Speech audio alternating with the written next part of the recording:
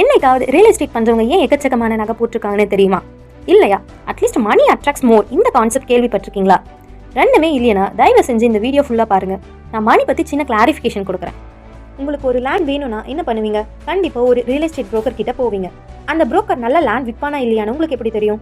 அதுவே அந்த இடத்துல நிறைய அவன் நகை போட்டிருந்தா உங்க மைண்ட்ல ஆட்டோமேட்டிக்கா அவன் கண்டிப்பா நிறைய லேண்ட்ஸ் வித்திருப்பான், அதனால நிறைய ப்ராஃபிட் வந்திருக்கலாம். அந்த ப்ராஃபிட் வச்சுதான் அவன் நிறைய நகை போட்டிருக்கான்னு நினைச்சு அவன் கண்டிப்பா நல்ல லேண்டை தான் விற்பான்னு நம்புவீங்க. இந்த இடத்துல அவன் கழுத்துல போட்டிருக்கிற நகை உங்களுடைய பாக்கெட்ல இருக்கிற பணத்தை அட்ராக்ட் பண்ணுச்சு. ஃபார் எக்ஸாம்பிள், இப்போ ஒரு 2 கடை இருக்கு. ஒரு கடை ரொம்ப சிம்பிளா ஒரு லைட் போட்டு எந்த ஒரு டெக்கரேஷனும் இல்லாம சிம்பிளா இருக்கு. அதுவே பக்கத்துல ஒரு சூப்பர் மார்க்கெட் பக்கமான பில்டிங்ல பக்கா இன்டீரியரோட இருக்கு. அந்த இடத்துல நீங்க எந்த கடையை சூஸ் பண்ணுவீங்க? கண்டிப்பா அந்த சூப்பர் மார்க்கெட் தான். இதை கொஞ்சம் நீங்க டெப்தா பார்த்தா அந்த ஓனர் எக்கச்சக்கமான காசு போட்டு நல்ல பில்டிங்ஸ் கட்டி நல்ல இன்டீரியரோட வச்சிருக்கான். இந்த இடத்துல அவர் போட்ட காசு நம்ம பாக்கெட்ல இருக்கிற பணத்தை அட்ராக்ட் பண்ணுது. இந்த மாதிரி தான் பணத்தால தான் எக்கச்சக்கமான பணத்தை அட்ராக்ட் பண்ண முடியும். இந்த மாதிரி இன்ஃபர்மேஷன் தெரிஞ்சுக்க உங்க ஃப்ரெண்ட்க்கு ஷேர் பண்ணுங்க, லைக் பண்ணுங்க, சப்ஸ்கிரைப் பண்ணுங்க.